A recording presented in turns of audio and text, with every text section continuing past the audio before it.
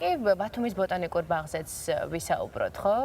სალომე კი არაერთხელ სხვათა შორის და საუცხოო გარემო აქ შეგიძლიათ განსაკუთრებული პეიზაჟის მოყვარულებს მართლა ეს ერთი ნაკლი მაქვს. ой, რას ამბობ. განსაკუთრებული პეიზაჟის მოყვარულებს შეიძლება ითქვას, რომ ბათუმის ბოტანიკური ბაღი საუცხოო გარემოს და ულამაზესი მცენარეების მონახულების საშუალებას გაძლევთ. ახლა კი ჩვენი ჟურნალისტი სალომე კიპაროიძე გამოგზავრებთ კიდევ ერთხელ ბათუმის ბოტანიკურ ბაღში.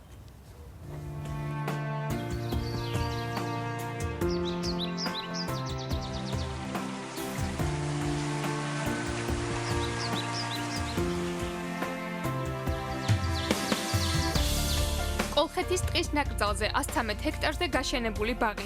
ადგილი, სადაც ამიერკავკასიის ტენიანი სუბტროპიკების, ავსტრალიის, ახალი ზელანდიის, ჰიმალაის, აღმოსავლეთ აზიის, ჩრდილოეთ და სამხრეთ ამერიკის, მექსიკისა და ხმელთაშუა ზღვის ქვეყნების 2000-ზე მეტი მცენარეთა ნაირსახეობაა წარმოდგენილი.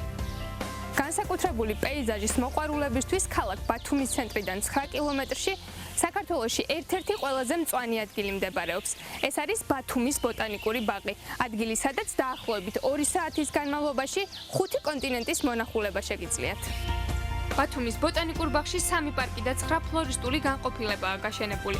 მარადმწვანე მუხები, იაპონური კამელია, სეკვოია, უნიკალური კაქტუსები და ბამბუკები, დარვინის კოწახური და მექსიკური ფიჭვები. აქ ერთად სრულიად განსხვავებული კლიმატური და ლანდშაფტური ზონებიდან აღებული მცენარეები ხარობენ. ბაღის ტერიტორია მოიცავს 108 ჰექტარს, ამათგან 3 პარკი და 9 ფიტოგეოგრაფიული განყოფილება. რაც ნიშნავს ფიტოგეოგრაფიული განყოფილება? ეს იმას ნიშნავს, რომ ბაღი დაყოფილია ნაწილებად და ამა თუ იმ ნაკვეთზე გაშენებულია ამა თუ იმ კონტინენტის ან მსხვილი გეოგრაფიული ოლქის ფლორის წარმომადგენლები. ზღვის ხედი, რომელიც ბოტანიკური ბაღიდან იშლება. მცენარეების ჭრილები ზღვას მწვანე შეფერილობას აძლევენ. მწვანე ზღვა და ტბა, სადაც ოქროს თევზებია, როგორც ამბობენ სურვილების ასრულებისთვის საუკეთესო ადგილია. სურვილის ჩაფიქრების შემდეგ კი მოგზაურობა ბოტანიკურ ბაღში გრძელდება. ზიანი ღამე, პარკი, სადაც მორწყვი მიმოზები ხარობენ. აი ეს უჩვეულო და საინტერესო მცენარე, რომელსაც მორწყვი მიმოზა ქვია, წარმოშობით ბრაზილიის ტროპიკებიდანაა. მორწყვი მიმოზა ჩვენს პირობებში ერთწლოვანი მცენარეა და საკმაოდ საინტერესოა, იმიტომ რომ შეგუებულობა გარემო პირობებთან, აი ბრაზილიაში, სადაც გავრცელებულია ბუნებრივად ხომ მოდის აი ესეთი ტროპიკული წვიმები და ეს მისი თავდაცვის საშუალებაა. აი როგორც კი შეეხები გაღიზიანებადობის თავისებურებაა აი ამ სახეობის და რამოდენიმე წუთში კვლავ აღიდგენს. ბაღში საგრძნობლად გამდიდრებული ყვავილების კოლექციის სავიზიტო ბარათი 1200 სხვადასხვა სახეობის ვარდია, რომლებიც სტუმრების აღფრთოვანებას იწვევენ. ბაღის დაბეჭდილებების წიგნში იტალიელი, იაპონელი, ამერიკელი, ებრაელი და შვედი ტურისტების ჩანაწერები გახშირდა.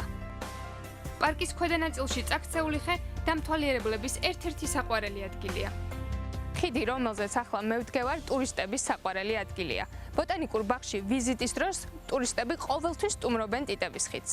მათ შორის ვარ მეც, სიმაღლის პანიკური შიშის მიუხედავად.